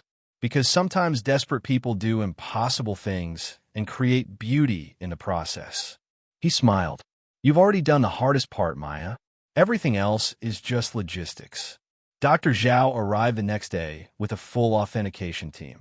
They spent 3 weeks examining every piece of porcelain with scientific precision. X-ray fluorescence to verify materials and age. Comparative analysis against museum collections. Documentation reviews matching pieces to historical records of the Matsuda family collection. The final report was 147 pages of dense technical language that boiled down to one conclusion. The collection was authentic, the provenance was established, and the conservative estimate had been too conservative. We're now estimating the full collection at $599 million, Dr. Zhao told Maya in a meeting that included Aaron, Sarah, and financial advisors Maya had been connected with through the university. That's based on recent auction results and museum acquisition budgets. Some individual pieces are effectively priceless. Museums would pay premium amounts to acquire them. $599 million. The number had somehow grown even more incomprehensible. What should I do with them? Maya asked, feeling the weight of cultural responsibility pressing down on her. That's entirely your decision, Dr. Zhao said. You could sell the collection at auction and become extraordinarily wealthy. You could donate pieces to museums and take the tax benefits. You could keep them and build a private collection. You could do some combination, sell some pieces, donate others, retain a few for personal or cultural significance. Maya thought about Evelyn Matsuda hiding these treasures to protect them from theft. Thought about her grandmother surviving Minadoka and building a life afterward. Thought about cultural heritage that belonged to communities, not just individuals. What would honor Evelyn's intention? She asked. Sarah spoke up. Evelyn believed tea ceremony was about creating beauty that served people, not possessions that increased wealth. She taught that objects had meaning because of how they were used, the memories they held, the connections they created. An idea was forming in Maya's mind, something that felt right in ways she couldn't fully articulate yet. I want to keep some pieces, she said slowly. Use them in tea ceremony, the way Evelyn would have. Make the tea house a living cultural center, not a museum. She looked at Dr. Zhao. But I want to sell enough to create an endowment. Fund the tea house permanently, support cultural programs, create scholarships for students studying Japanese-American history and preservation. That's very generous, Dr. Zhao said carefully. But are you sure? You could keep much more for yourself and still fund those programs. Maya thought about 9 months of homelessness, about her children eating donated food, about living in storage rooms and car seats. She thought about the crowdfunding campaign, where strangers gave money because they believed the restoration mattered. I didn't find this collection because I earned it, she said. I found it because I was desperate enough to buy property nobody else wanted and lucky enough to look in the right places. That's not virtue. That's circumstance. She paused. Evelyn protected these pieces through a war, an internment, and 80 years of abandonment. The least I can do is make sure they serve the community she cared about. The decision to sell 40 pieces and retain 33 for the tea house's use took months to finalize. Auction houses competed for the privilege of handling the sale. Christie's eventually won, proposing a special auction dedicated entirely to the Matsuda collection, marketed as one of the most significant discoveries of Asian ceramics in modern history. The pre-auction publicity was overwhelming. Documentary crews filming the tea house. Magazine features about Maya's journey from homelessness to unexpected wealth. Academic papers about Evelyn Matsuda and cultural preservation during internment. Richard Whitmore tried one last legal challenge, filing suit claiming the collection had been improperly concealed and therefore ownership was questionable. The case was dismissed within a week, the judge citing clear documentation and suggesting Whitmore's continued harassment bordered on frivolous litigation. After that, he disappeared from public view. Maya heard through Sarah that his company had quietly folded, unable to survive the reputational damage from the publicity around his grandfather's profiteering. She felt no satisfaction in his downfall, just a weary recognition that sometimes justice looked like mutual exhaustion rather than clear victory. The auction took place in November, exactly 1 year after Maya had bought the tea house for $850. She attended with her children, all of them dressed in clothes that actually fit, sitting in the auction house watching wealthy collectors bid millions for pieces that had been hidden under a floor while her family slept in a car. The first piece, a Ming Dynasty bowl Dr. Zhao had identified as exceptionally rare, opened at $15 million. The bidding climbed rapidly. 20 million, 25, 30, finally selling for 37 million to a private collector in Singapore. Maya watched numbers climb beyond comprehension, each successful sale representing security she'd never imagined. By the end of the evening, the 40 pieces had sold for a combined $412 million. After auction fees and taxes, Maya netted approximately $260 million. She'd gone from homeless to one of the wealthiest people in Washington state in 12 months. The money changed everything and nothing. Maya bought a house, not a mansion, just a comfortable home near the tea house with enough bedrooms for everyone and a yard where Kenji and Yuki could play. She paid off every debt, set up college funds for her children that would cover education through doctoral programs if they wanted. She donated $5 million to Mr. Chun with a note saying for storage room rent and kindness when it mattered most. He tried to refuse, and she insisted, and eventually he accepted and used it to expand his restaurant and create a job training program for refugees. She established the Evelyn Matsuda Foundation with a $200 million endowment. The foundation would fund cultural preservation, support Japanese-American historical research, provide scholarships, and maintain the tea house as a living cultural center offering free tea ceremony classes to anyone who wanted to learn. And she kept 33 pieces of porcelain that would be used in ceremony, handled and appreciated, and allowed to serve their intended purpose rather than sitting in climate-controlled storage. The tea house officially opened to the public in the spring, 18 months after Maya had first seen it collapsing in its ravine. The transformation was complete. The roof curved gracefully against the sky. The gardens had been restored, bamboo controlled, but allowed to create natural privacy. The interior spaces flowed with a careful attention to beauty that Evelyn had designed 80 years earlier. Sarah taught the first ceremony in the restored space, using one of Evelyn's bowls that had survived its imprisonment under the floor. Maya sat as a student again, learning movements she'd half forgotten, understanding now what her grandmother had been trying to teach her about finding grace in careful attention. Tea ceremony isn't about perfection, Sarah explained, whisking matcha with precise movements. It's about presence, about creating a moment where beauty matters more than efficiency, where we remember that being human means more than just surviving. Maya thought about survival, about the months in the car, about desperate choices that had somehow led to this moment.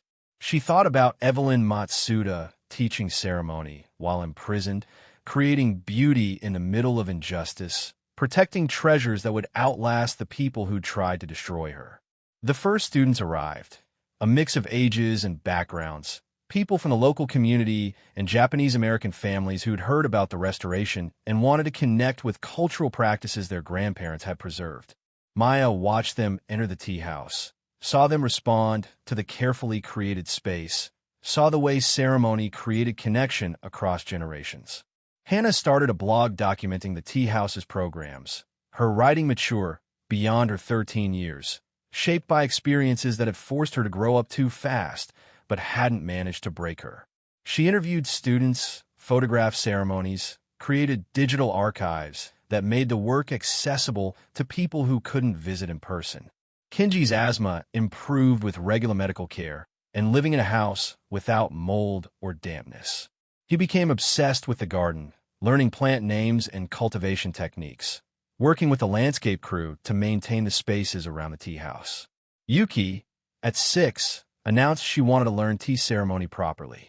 Sarah took her as a student, teaching with patience. Maya tried to emulate, showing her daughter that beauty required discipline and that discipline could be a form of love. 1 year after the auction, Maya stood in the ceremony room preparing for a special event. The Japanese-American National Museum was sending representatives to formally accept the donation of Evelyn's journal and several pieces of correspondence for their permanent collection. Media would attend. Dignitaries would speak. It was the kind of formal recognition Evelyn had never received in life. But before the official ceremony, Maya had invited one person for a private viewing. Martha Tanaka, Sarah's aunt, 93 years old and the last living person who'd actually studied with Evelyn before interment. She arrived supported by a walker, her eyes sharp despite age, her hands trembling with something more than physical frailty. Maya gave her a private tour, showing her the restored spaces, explaining the work they'd done, the discoveries they'd made. Martha listened with quiet intensity, occasionally reaching out to touch a wall or floor, connecting with memories 80 years old. When they reached the ceremony room, Martha stopped at the entrance, staring at the space with tears streaming down her face. "It looks exactly the same," she whispered. "The proportions, the light, even the way the garden frames the view. It's like stepping back in time." Sarah helped her aunt settle onto a cushion. Maya prepared tea using one of Evelyn's bowls. Movements careful, but not perfect, presence more important than precision. She served Martha first, bowing with the respect due to an elder, to a survivor, to someone who carried living memory of what had been lost and what was being restored. Martha accepted the bowl with shaking hands, raised it in the traditional gesture of respect, sipped slowly. When she set it down, she looked at Maya with an expression that held 80 years of grief and joy mixed together. "Evelyn would be so proud," Martha said. "Not just that you restored the building, but that you understood what it was for." Tea ceremony was never about the objects or the structure. It was about creating a moment where people remembered their humanity. She paused. "You've done more than preserve history. You've made it live again." The official ceremony that afternoon was beautiful in its way. Speeches and recognition and formal appreciation. But Maya knew the real ceremony had happened that morning, in a quiet moment with the last person who remembered Evelyn's teaching, honoring legacy by making it breathe. That night, back in their house that still didn't quite feel real, Maya sat with her children around the dinner table. Real food, a real table, walls that would stay standing. They'd been in the house for 6 months, but sometimes Maya still woke up expecting to find herself in the storage room or the car.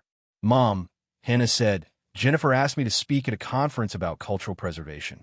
They want the perspective of someone who was part of the restoration, but also part of the community being preserved." "What did you tell her?" "That I'd think about it. That I wasn't sure if what I had to say was important enough." Maya set down her fork, looked at her daughter directly. "You live in a car for 7 months. You helped dig drainage trenches and rebuild a tea house. You documented a discovery that changed how we understand Japanese American history. Your perspective is exactly what people need to hear." "But I'm just a kid who happened to be there," Hannah protested. "I didn't do anything special." "You survived something that would have broken a lot of people," Maya said. "You stayed curious and kind when you had every reason to become bitter. You helped create beauty in the middle of collapse." She paused. "That's about as special as it gets."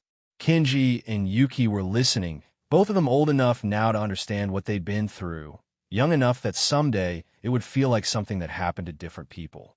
"Are we rich now?" Yuki asked with the bluntness of a 6-year-old. "We have money," Maya said carefully. "But rich is about more than bank accounts. We're rich in community, in purpose, in having work that matters. The money just means we don't have to be afraid of losing everything anymore." That was the gift, really. Not the millions in the bank or the house or the security. The gift was the absence of fear, the ability to make choices based on what was right rather than what was merely survivable. 2 years after buying the tea house, Maya stood in the garden during the Foundation's first annual ceremony honoring Evelyn Matsuda. 50 students had come from across the state to learn tea ceremony in the space Evelyn had created. Scholars presented papers about internment and cultural preservation. Survivors shared stories about what had been lost and what had somehow endured. Sarah found Maya during a break between sessions. "I heard from Richard Whitmore's daughter. She wants to visit the tea house, learn about what her grandfather did, make some kind of amends." Maya felt complicated emotions stir. "What do you think?" "I think cycles of harm only break when someone refuses to continue them," Sarah said. She didn't profit from internment. She's just trying to understand her family's history honestly. She paused. "Same thing you're doing with Evelyn's legacy. Understanding, preserving, making sure the truth doesn't get buried." They invited her to visit the following month. Jessica Whitmore was 35, a teacher, someone who'd grown up hearing sanitized family histories and was now confronting uncomfortable truths. Maya gave her a full tour, showed her Evelyn's journal entries about Harrison Whitmore's threats, explained how the family's real estate empire had been built on stolen property. Jessica listened with increasing horror. When Maya finished, she looked physically ill. I didn't know.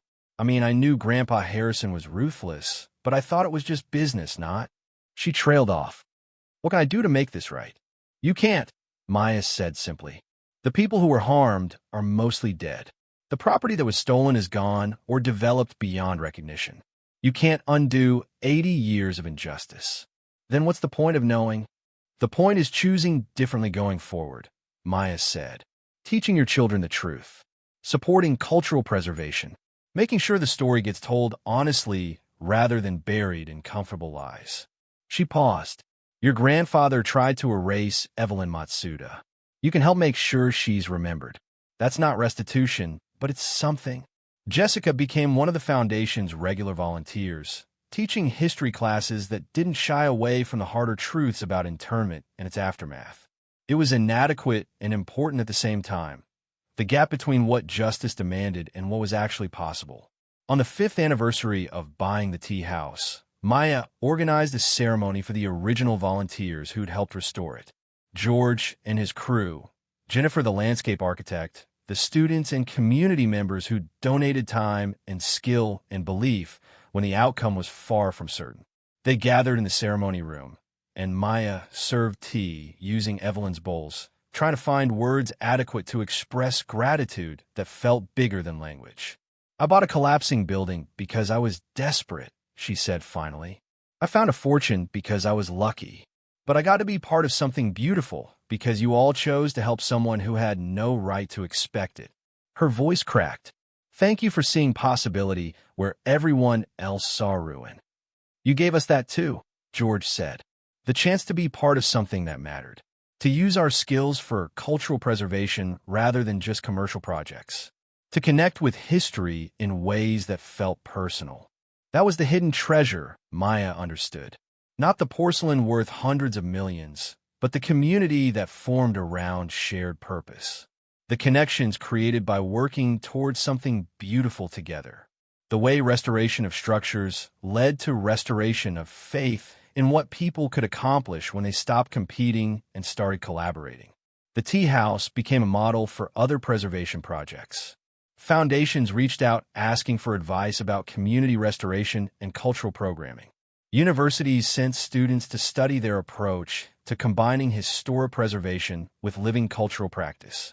The work Maya and Sarah had started rippled outward in ways neither could have anticipated.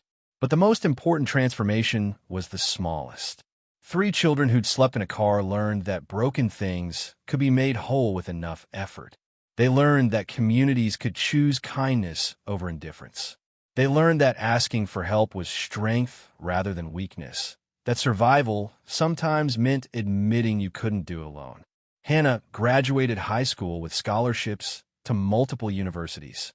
She chose to study architectural preservation, wanting to help other communities save structures that carried cultural memory. Her college essay about living in a car and restoring a tea house made admissions committees cry. Kenji developed a passion for landscape architecture, creating gardens that honor Japanese aesthetic principles while adapting to Pacific Northwest ecology. At 14, he was already designing installations for the Foundation, spaces where beauty and function intertwined. Yuki studied tea ceremony with the focused intensity she brought to everything, learning movements and meanings, connecting with cultural heritage that would have been lost if Evelyn hadn't hidden treasures and Maya hadn't been desperate enough to look for them. Maya herself went back to school, studying nonprofit management and cultural preservation, wanted to understand the work she'd fallen into by accident. She became a recognized voice in conversations about reparations and historical justice, speaking from lived experience about what restoration looked like when it went beyond buildings to address systemic harm.